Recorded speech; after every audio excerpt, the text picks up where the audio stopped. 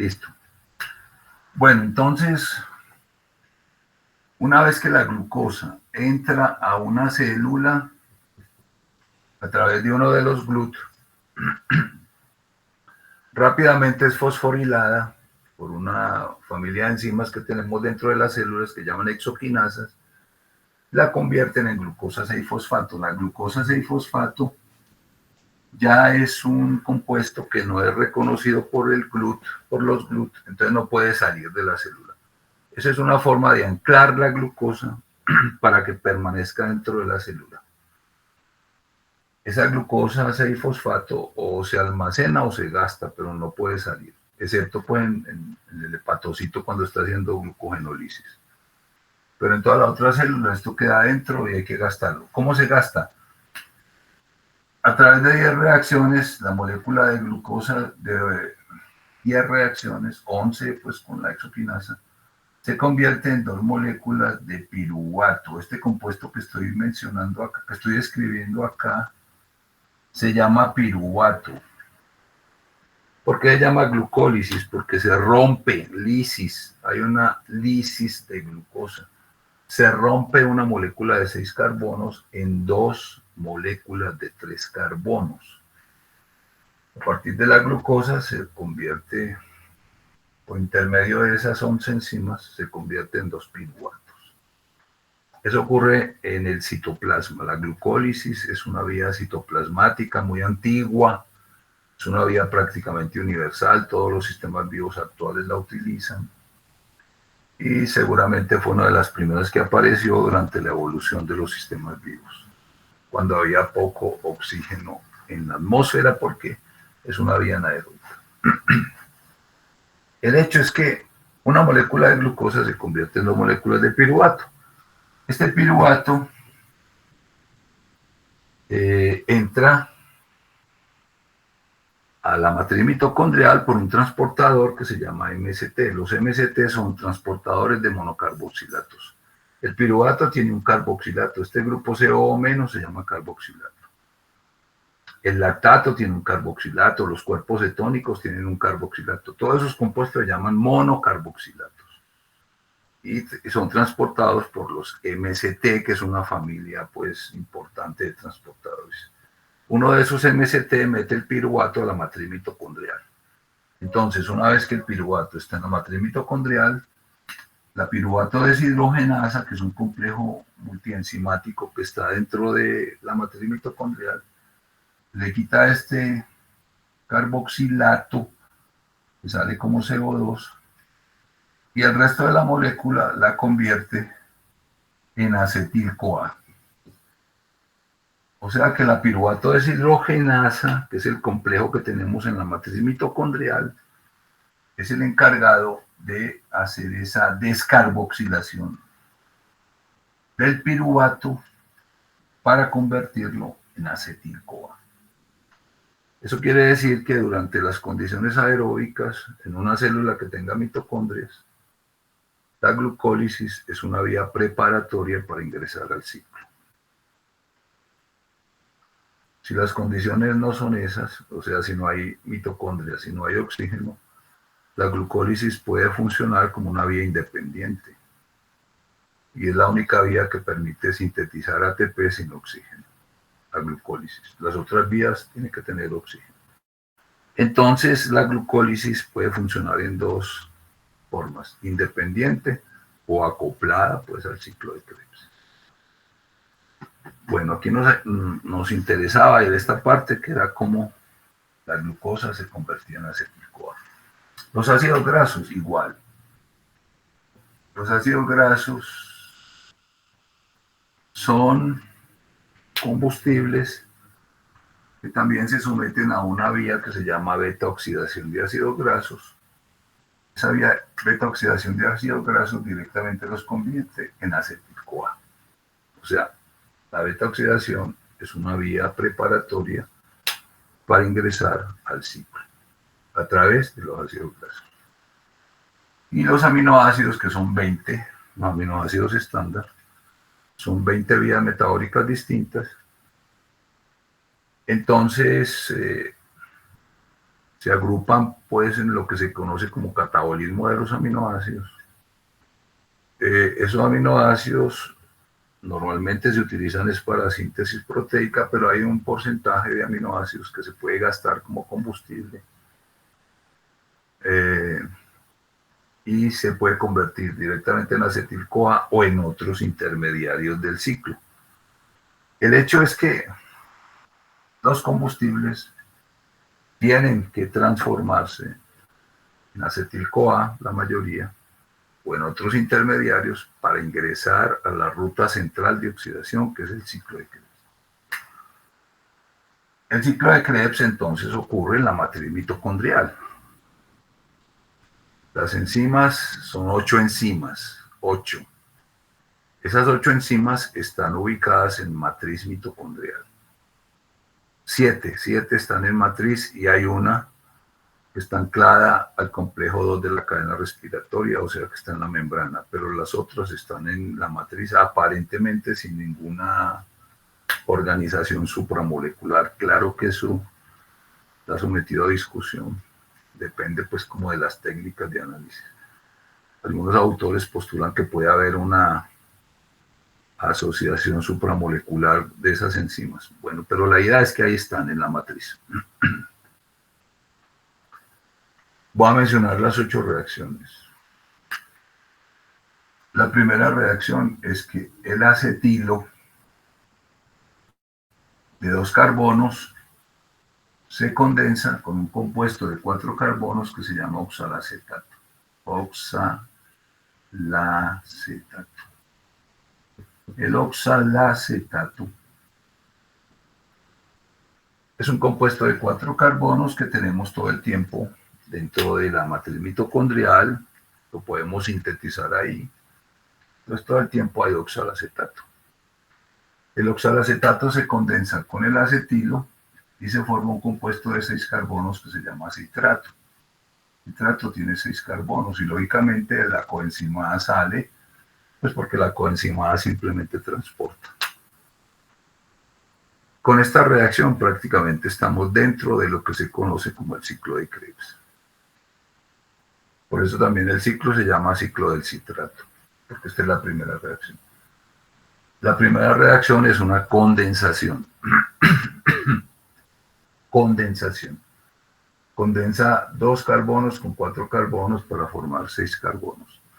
Por eso la enzima se llama enzima condensante o también se llama citrato sintasa, no sintetasa.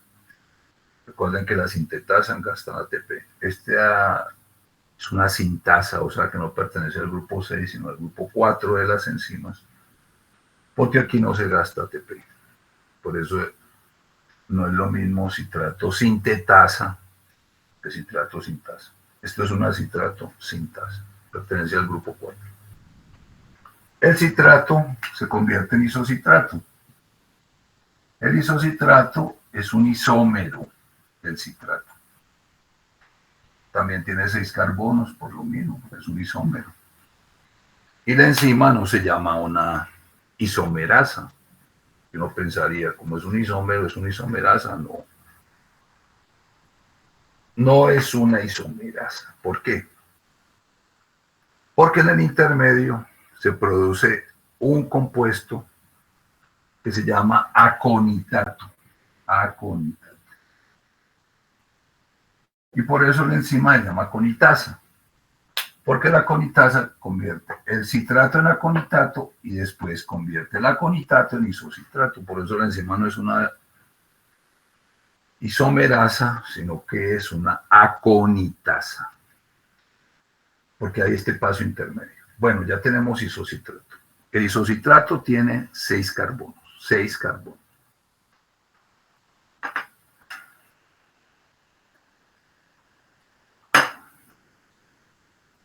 Lo que sigue es una descarboxilación oxidativa. ¿Qué quiere decir eso? El isocitrato tiene 3 carboxilatos, o sea, 3 grupos CO menos. Cada grupo CO menos es un carboxilato. El isocitrato tiene 3 carboxilatos. En esta reacción que sigue, uno de esos carboxilatos se libera como CO2. Entonces se elimina el CO2 ahí en esa reacción. Y el isocitrato se convierte en alfa-cetoglutarato. Lógicamente, ya con una pérdida de un carbono, este compuesto ya es de 5 carbonos. ¿Por qué se llama una descarboxilación oxidativa? Porque durante esa pérdida de carbono, de CO2, la enzima, que es una isocitrato deshidrogenasa, no solamente le quita el isocitrato CO2, sino que le quita 2 hidrógenos. Por eso es una deshidrogenasa. Las deshidrogenasas quitan 2 hidrógenos a un sustrato. 2 hidrógenos. Esta deshidrogenasa quita 2 hidrógenos al isocitrato y fuera de eso le quita un CO2. De esa manera la convierte en alfa-cetoglutarato. Pero las deshidrogenasas necesitan coenzima. La coenzima de oxidorreducción tiene que estar en el sitio catalítico. Si la coenzima no está presente, la deshidrogenasa no deshidrogena. Una deshidrogenasa siempre retira 2 hidrógenos, o sea, 2 átomos de hidrógeno son 2 electrones, 2 protones. Las deshidrogenasas son muy estrictas, entre comillas, porque estamos hablando de moléculas, en cuanto a su requerimiento de coenzima. Por ejemplo, hay deshidrogenasas NAD dependientes, hay otras que son FAD dependientes, y eso no se puede intercambiar. Esta es NAD dependiente, o sea que aquí en esta reacción se requiere NAD que cuando recibe de la enzima se convierte en NADH más H. ¿Por qué planteamos esta transferencia así? Porque la coenzima, la nicotinamida, adenina, dinucleótido, que eso viene de la nicotinamida oniacina, que es la vitamina B3, la nicotinamida, adenina, dinucleótido, le recibe a la coenzima los 2 electrones que está sacando, pero le recibe solamente uno de los protones, el otro protón queda suelto ahí en la matriz. Por eso ponemos NADH más H.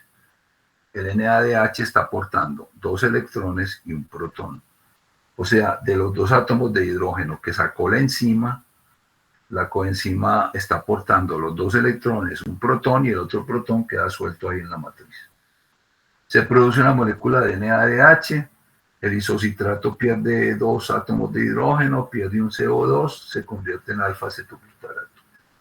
El alfa-cetoglutarato es un complejo multienzimático parecido al de la piruvato deshidrogenasa.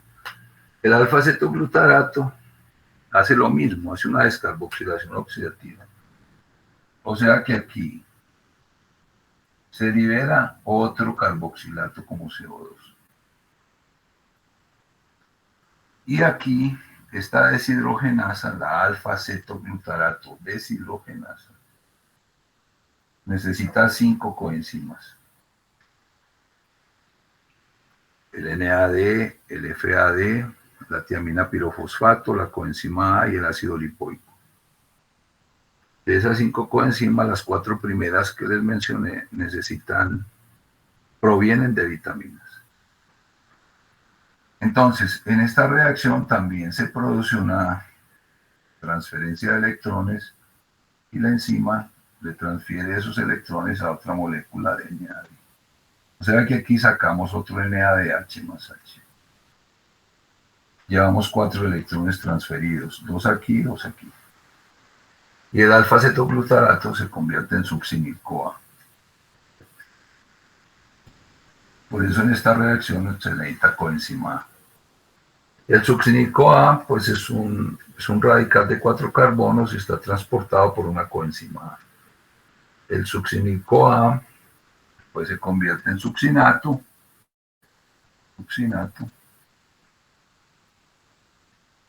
Se libera la coenzima A. Y en esta reacción se produce un nucleótido de alta energía porque la conversión de succinil-CoA en succinato libera energía química. Entonces la célula utiliza esa energía química para sintetizar GTP. En esta reacción se sintetiza GTP, guanosina trifosfato, que en términos energéticos equivale a un ATP. O sea, a partir de GDP más fosfato, la célula utiliza esa reacción, esa energía que se libera para acoplar un GDP con un fosfato. Hay células que pueden utilizar directamente ATP ahí, o sea, que pueden acoplar ADP más fosfato y sintetizar ATP. Pero en la mayoría de las células nuestras se produce GTP. GTP en términos energéticos tiene la misma energía que un ATP, que vale a lo mismo. La enzima se llama succinato tioquinasa. El succinato después se convierte en fumarato.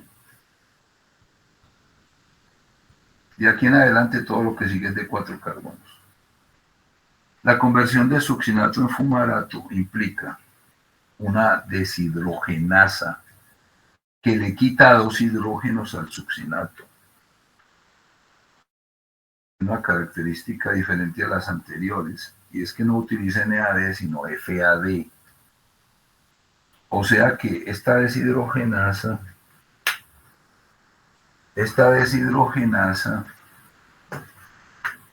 y ponemos fumarato.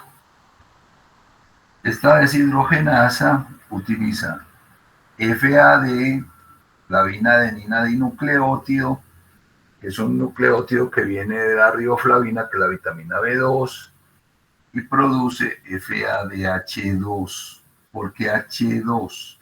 Porque esta coenzima sí tiene la capacidad de recibirle los 2 átomos de hidrógeno a la enzima. Entonces, por eso, aquí decíamos NADH más H, pero aquí decimos FADH2. Aquí no podemos poner NADH2, como ponen a veces equivocadamente en los libros. No sé si es por la traducción o qué.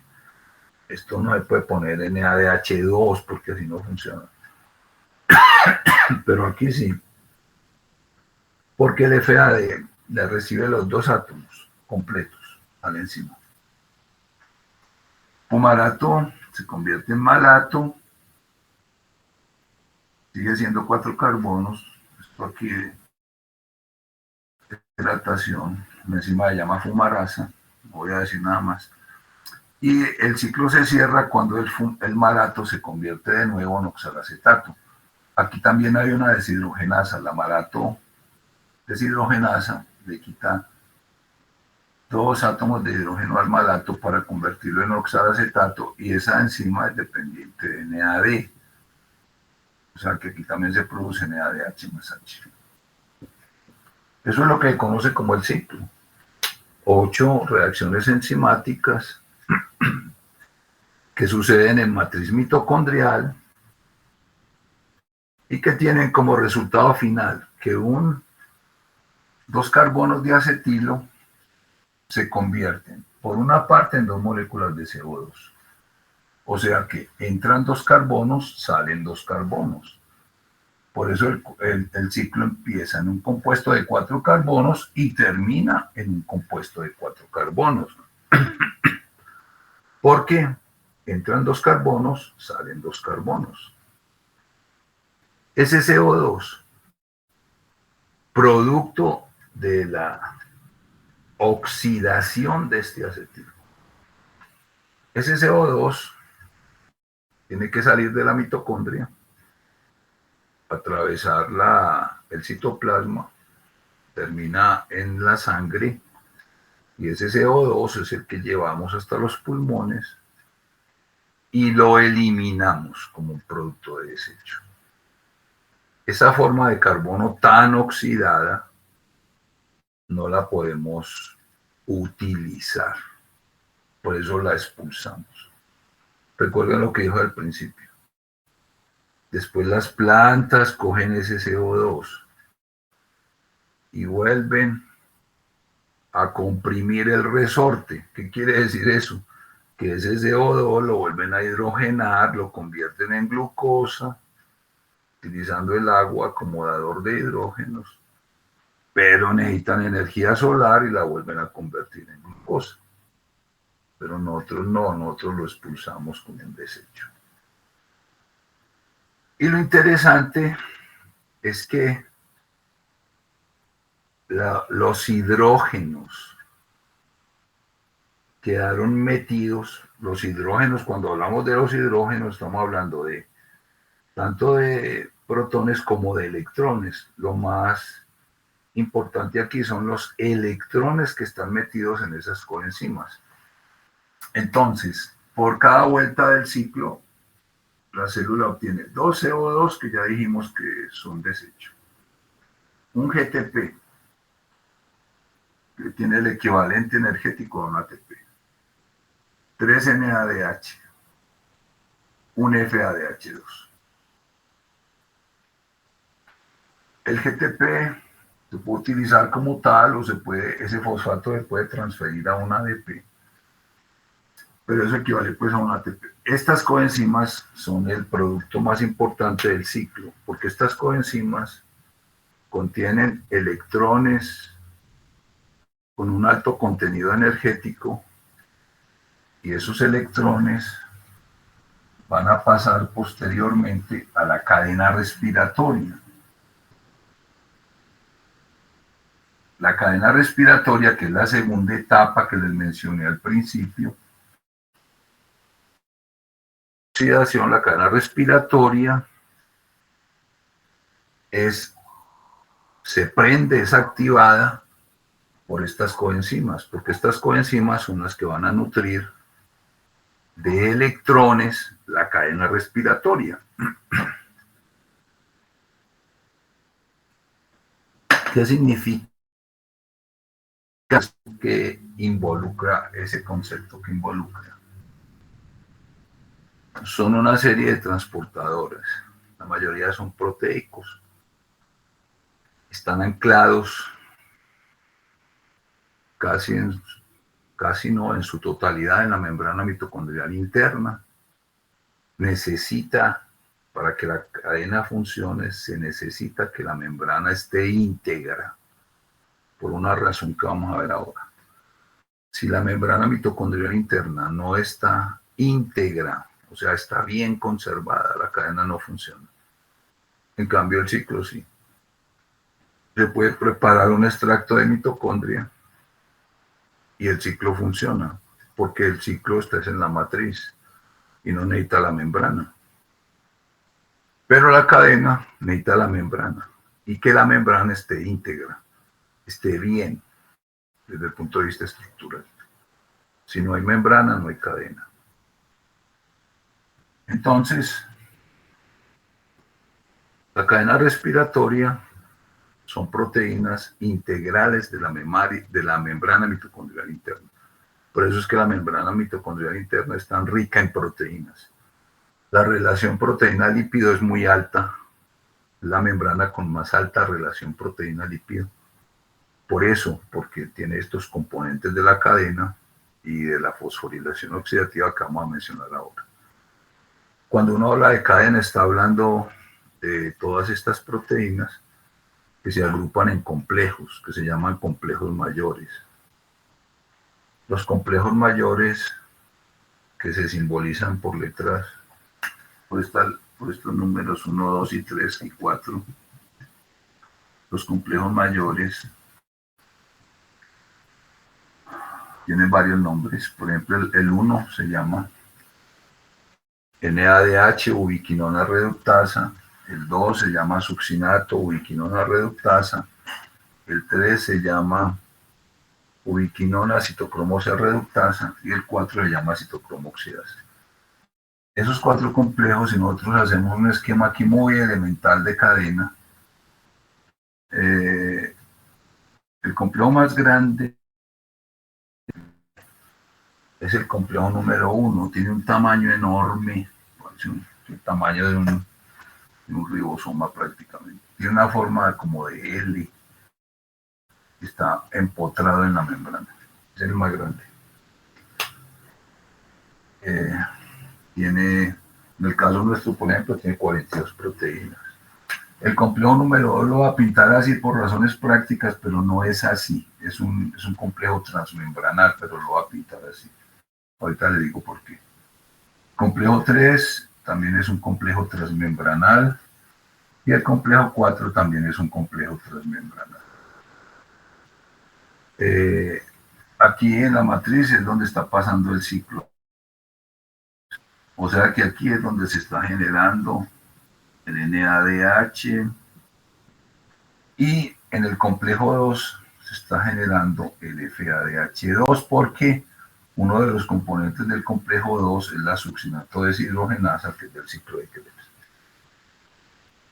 Pero casi todo el transporte electrónico que está centralizado en el NADH se libera es aquí. El NADH es una coenzima que puede despegarse de la enzima porque está unida pues por enlaces no covalentes, por interacciones no covalentes a la enzima, entonces se puede desplazar. O sea que el NADH puede desplazarse de la matriz donde se produce hasta la membrana. El complejo 1 es el único complejo que tiene un sitio de reconocimiento para el NADH. Entonces le transfiere 2 electrones y se vuelve a convertir en NAD, y ese NAD pues regresa al ciclo.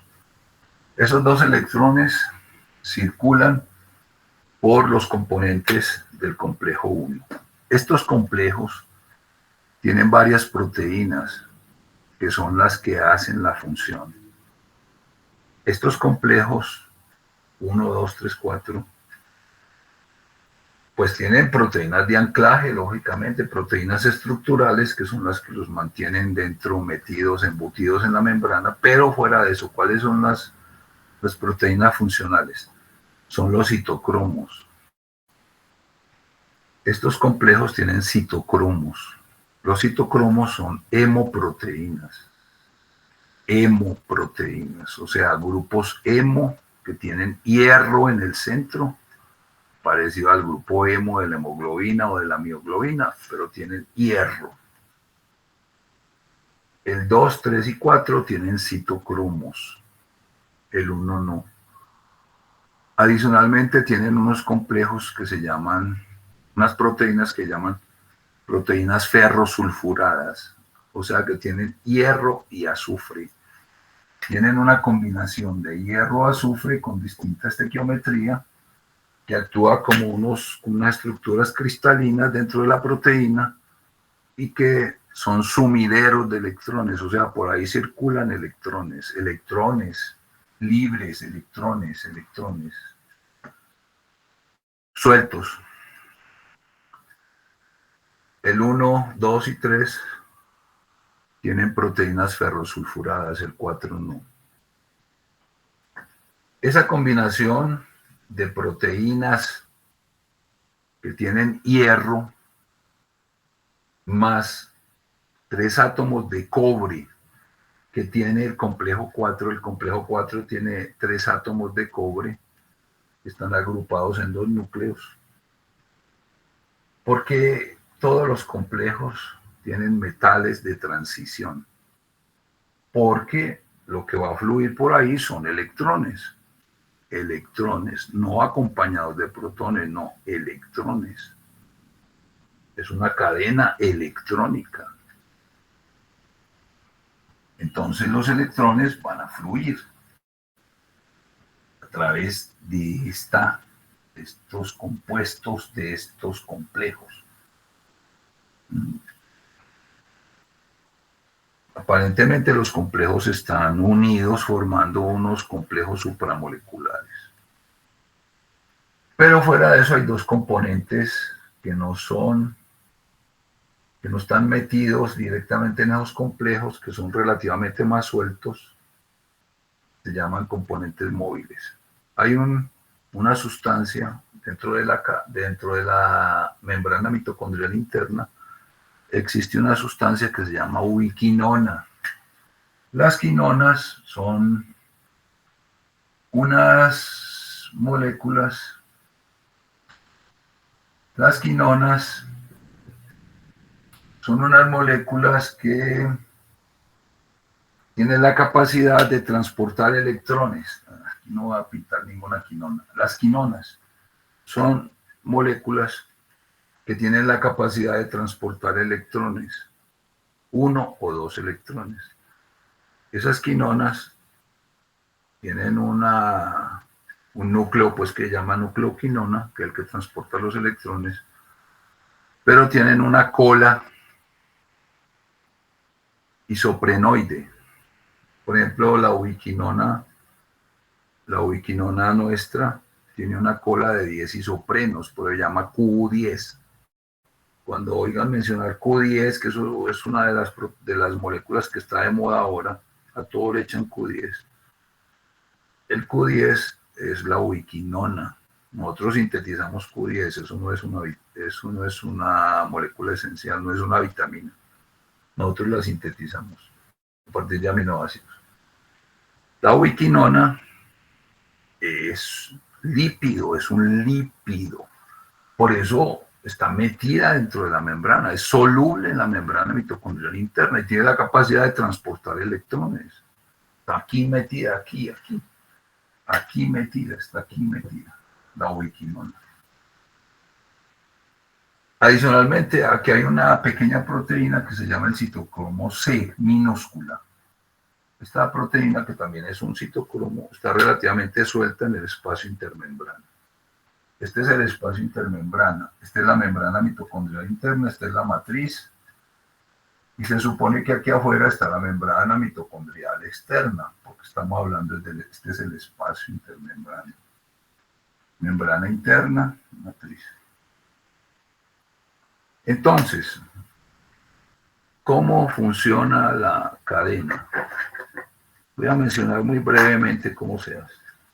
Los electrones que entran a través del complejo 1 circulan por el complejo 1.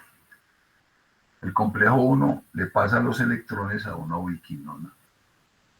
La ubiquinona recibe los electrones del complejo 1, circula por la membrana hasta que encuentra un complejo 3.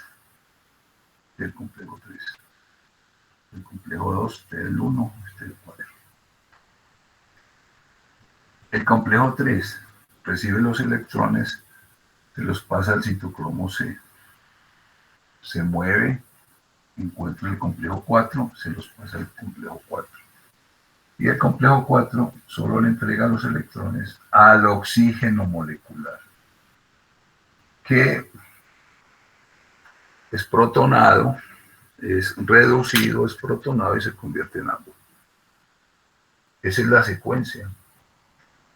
Dos electrones que entran por el NADH, que viene del ciclo de Krebs, pasa por el 1, coenzima Q, 3, citocromo C, 4, oxígeno. El FADH2, que solamente se produce en el complejo 2, que es donde está la succinato deshidrogenasa, que es una de las enzimas del ciclo. O sea, esa reacción del ciclo ocurre en el complejo 2. Las otras ocurren aquí. Aquí se produce el FADH2, que le entrega los electrones a una coenzima Q y se vuelve a convertir en FAD. La coenzima Q sigue el mismo recorrido, complejo 3, citocromo C, complejo 4, oxígeno. O sea que en resumen, la cadena respiratoria tiene dos entradas principales. El complejo 1, que recibe electrones del NADH. El complejo 2, que recibe electrones del FADH2. Y de ahí en adelante sigue igual. Dos entradas. Pero una única salida. El oxígeno molecular. Pues al menos en el caso nuestro. El oxígeno molecular. Oxígeno molecular. ¿De dónde viene ese oxígeno molecular? Pues del ambiente. Es el oxígeno que respiramos.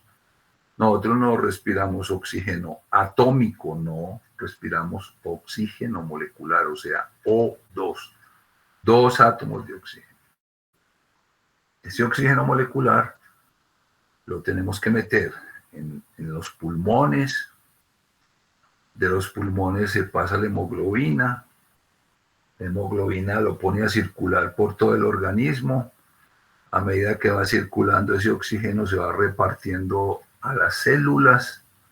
Ese oxígeno tiene que atravesar todo el citoplasma, atravesar las membranas mitocondriales y llegar a la matriz,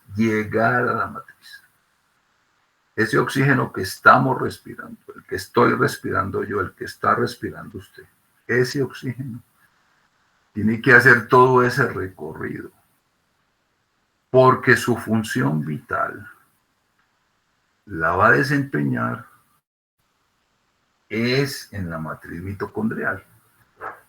¿Y cuál es esa función vital?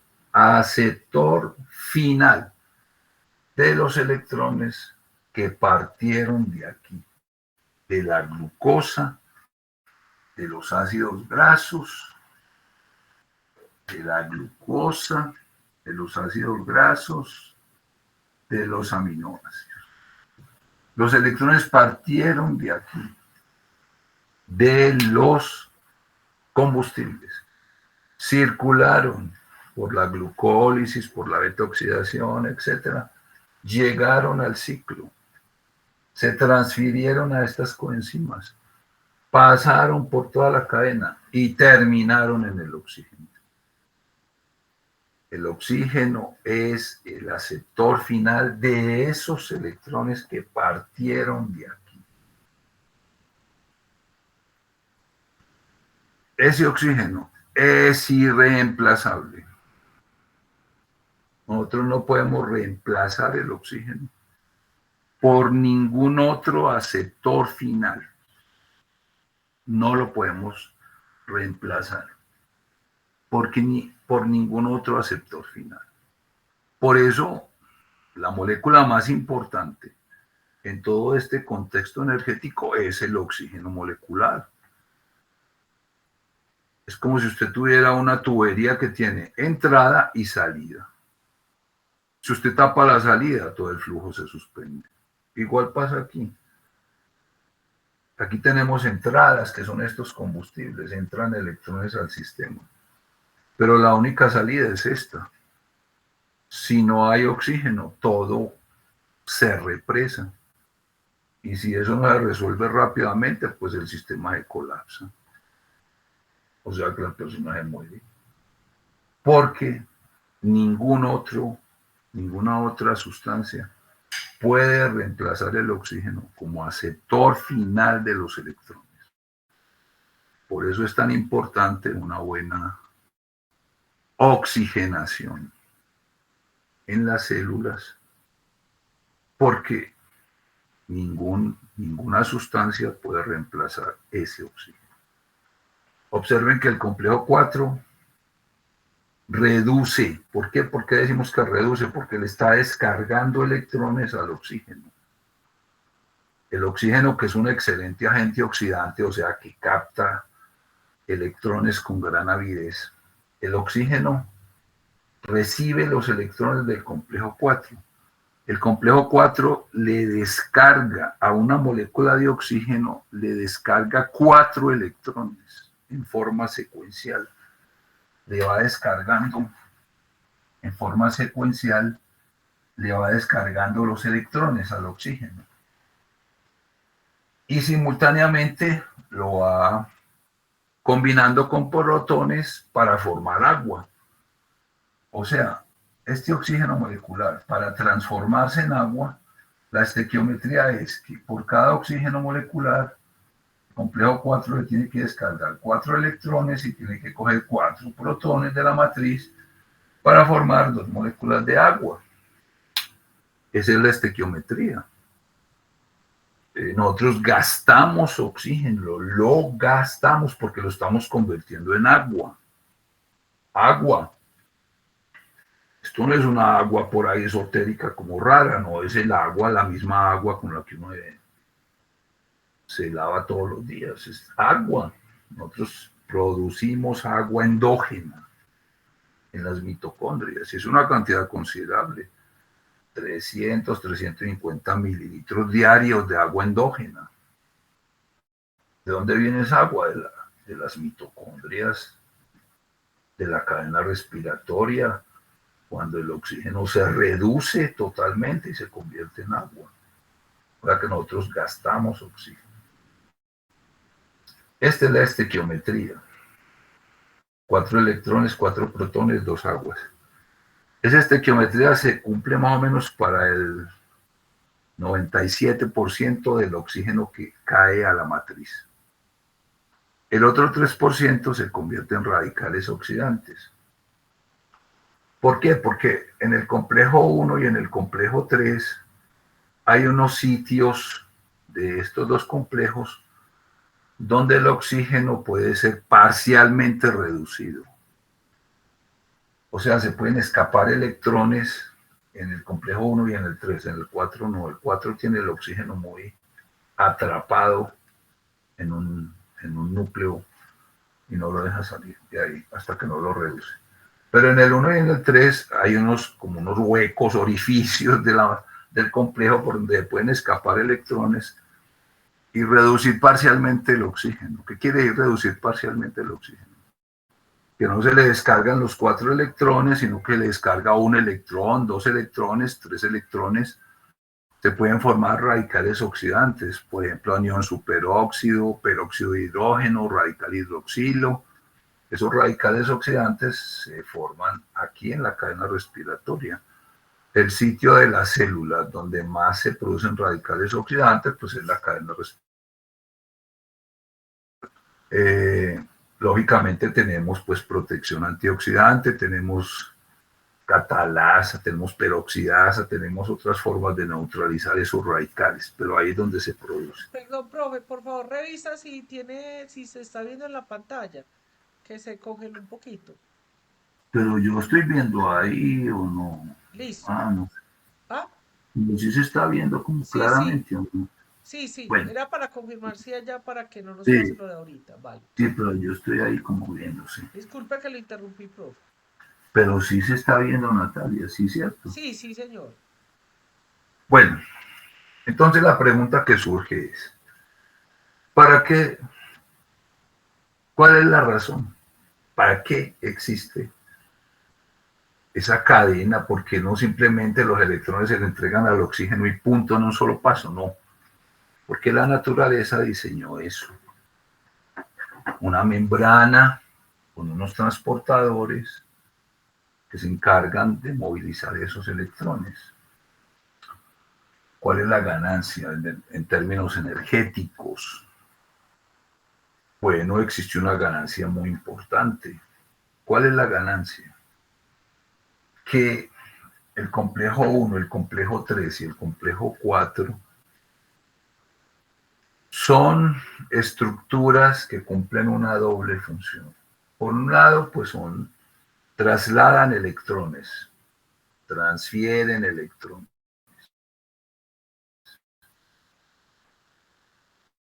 Pero simultáneamente a medida que está formando agua, así como acabamos de ver, pero el agua puede ser un producto secundario, no es que la cadena sea para formar agua, no, es un producto secundario. Simultáneamente con el flujo de electrones, estos tres complejos se activan, ese paso de electrones los activa y bombean protones de la matriz al espacio intermembranos. El complejo 1, por 2 electrones que entren por aquí, el complejo 1 bombea 4 protones, el complejo 2 bombea 4 protones y el complejo 4 bombea 2 protones. El complejo 1 bombea 4 protones, el complejo 3 bombea 4 protones y el complejo 4 bombea 2 protones. Bombean, bombean, bombean. O sea, el paso de los electrones es para prender esas 3 bombas. Entonces se forma un gradiente de protones.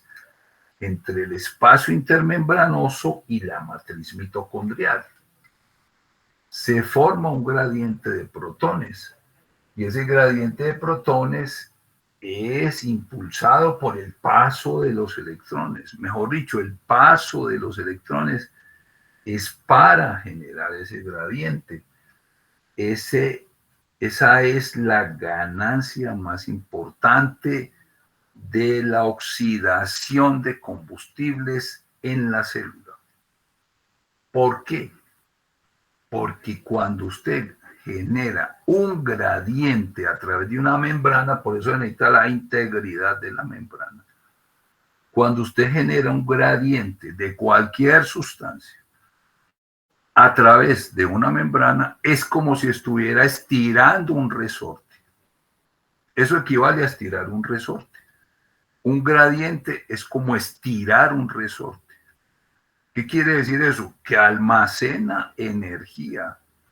Y cuando usted suelte el resorte, esa energía se va a soltar. Bueno, la analogía es válida. Estos tres complejos están generando un gradiente que no solamente es químico, es eléctrico, porque los protones tienen carga positiva. Es un gradiente electroquímico que se llama gradiente protón motriz entre el espacio intermembranoso y la matriz. Entonces, la cadena respiratoria estiró el resorte. Ese gradiente es como estirar el resorte. Una vez que el resorte se estira, o sea, se genera el gradiente, ese resorte estirado, digámoslo así en forma analógica, para sintetizar cosas. ¿Por qué? Porque hay energía almacenada. Un gradiente a través de una membrana es como almacenar energía. Entonces, una vez que la membrana genera ese gradiente de protones, genera ese gradiente, o sea, se estiró el resorte, ¿cierto? La cadena respiratoria a través de los tres complejos estiraron el resorte. ¿Qué hace la célula? Utilizar ese resorte estirado para sintetizar ATP. O sea, una vez que el resorte se suelta, esa energía que tiene ese gradiente se puede utilizar para sintetizar ATP. ¿Dónde se sintetiza? En un complejo independiente. Un complejo independiente que está anclado a la membrana mitocondrial interna que se llama el complejo 5. El complejo 5 es un complejo grande que tiene dos partes, una fracción que está metida en la membrana que se llama la fracción F0, que tiene una subunidad que se mete aquí en esta otra parte del complejo, del complejo 5, que es la fracción F1. La fracción F1 protruye sobre la matriz, esta es la matriz. Y la fracción F0 está anclada en la membrana. Bueno, este complejo 5 es el que va a utilizar este resorte para sintetizar ATP. Porque resulta que la fracción F1, o sea, toda esta subunidad que está protruyendo aquí en la membrana, es una enzima. Por eso el complejo número 5 se va a encargar de la síntesis de ATP. Esta fracción F1 es una enzima, tiene 3 sitios catalíticos, esta F1. Y esa enzima es la que se va a encargar de coger ADP más fosfato y va a sintetizar ATP. Esta fracción F1 es la que va a hacer esta reacción. O sea, esta fracción F1 es la que va a sintetizar el ATP de la célula. Esta fracción F1. Pero esa fracción F1 hay que activarla. ¿Cómo se activa? A través de la fracción F0. La fracción F0 a través de este vástago, pues que es una subunidad que se mete allá. Esta fracción F0 es la que va a activar la fracción F1 para que sintetice ATP. ¿Y cómo va a hacer eso? Pues que la fracción F1 es un rotor molecular. Un rotor molecular. Uno lo dice así como muy simple, pero es que esas son proteínas metidas en una bicapa lipídica. Entonces, ¿cómo así que un rotor? Pues sí, es un rotor. O sea, esto rota. La fracción F0 rota como si fuera un motor de esos que fabrican los humanos. Esto rota. Y cuando esto rota, este vástago que está aquí metido activa la F1 y la pone a sintetizar ATP. ¿Y qué se necesita para que rote? Que estos protones se metan por un canal que tiene la F0, le dan la vuelta y después regresan a la matriz.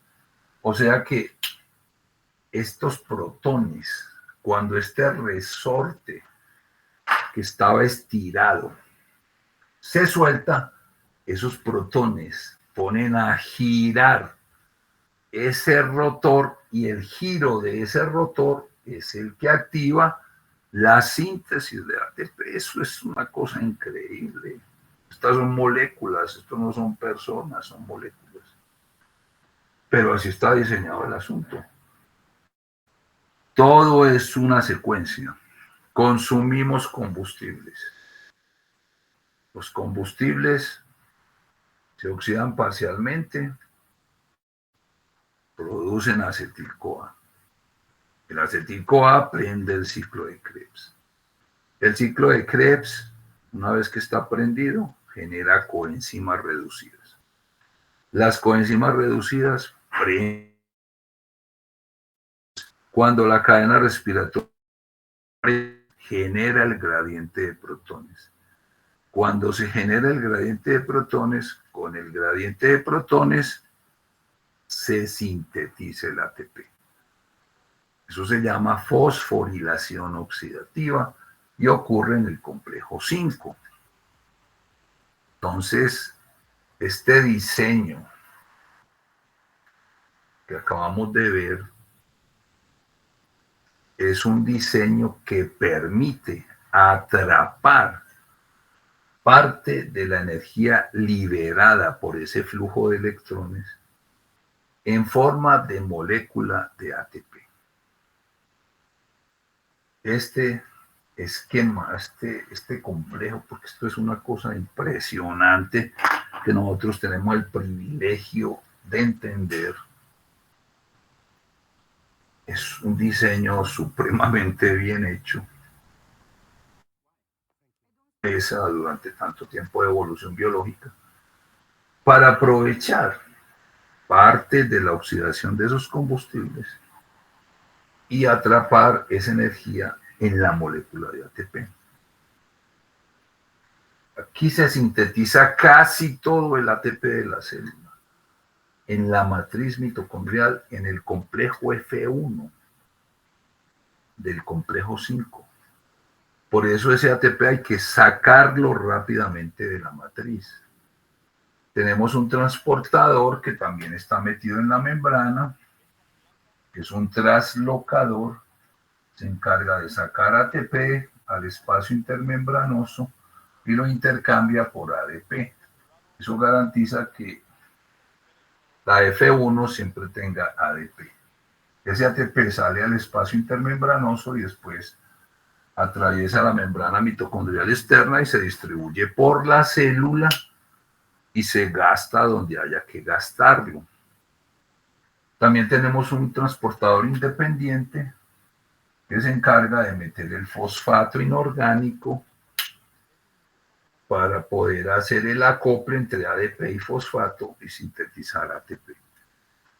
Casi todo el ATP de la célula se sintetiza a través del funcionamiento del complejo 5, de la membrana mitocondrial interna. Eso se llama fosforilación oxidativa.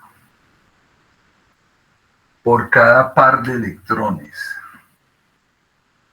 que suministre una molécula de NADH a la cadena respiratoria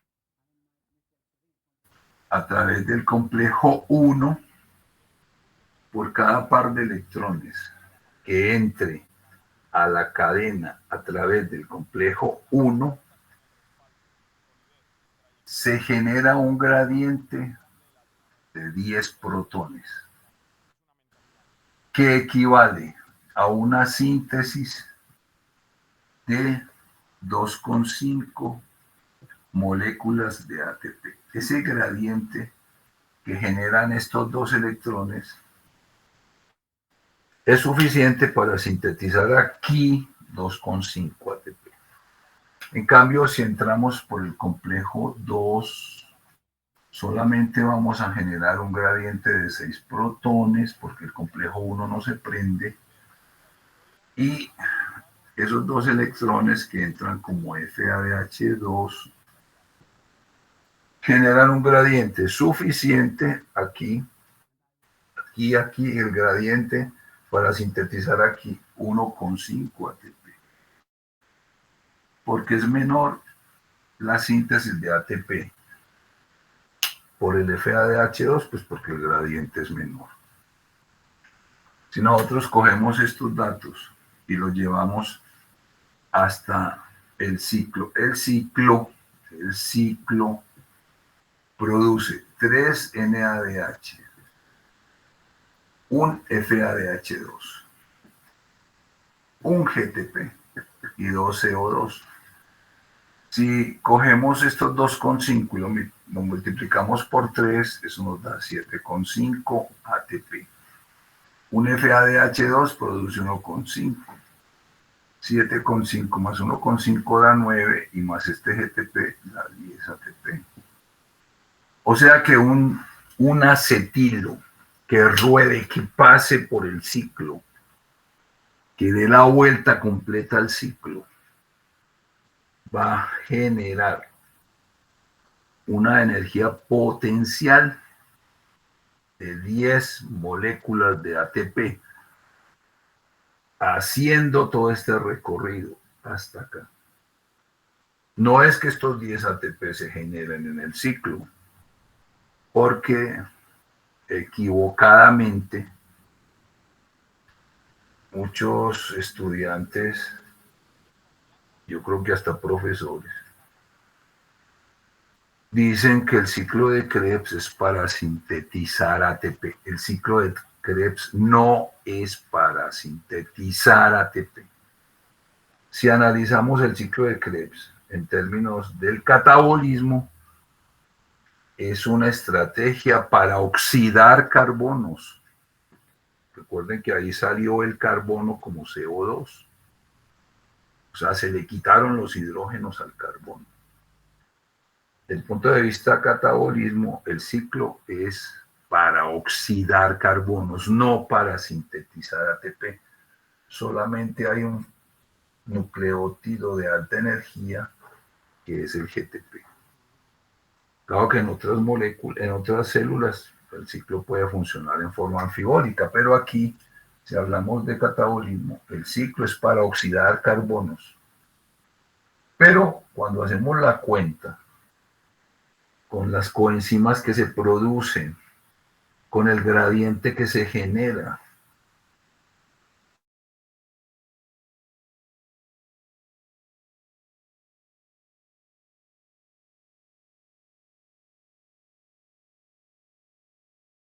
P en el complejo 5 y un GTP directamente en la matriz mitocondrial. Ese es el resultado final de la oxidación de combustibles. O sea que en resumen, la oxidación de combustibles es para sintetizar ATP. Se tienen que gastar unas 14,3 kilocalorías por mol para llegar a este punto. Una mol de ATP. Para sintetizar una mol de ATP hay que gastar unas 4 unas 14.3 kilocalorías, haciendo pues una sumatoria total. Esa energía queda ahí en los enlaces del ATP. Y como les dije hace un rato, si la célula necesita utilizar esa energía, hidroliza el ATP, lo vuelve a convertir en ADP más fosfato y esa energía que se libera de ese resorte, la célula la puede acoplar a algún proceso puesto arriba. Esa es la dinámica total de la energética celular.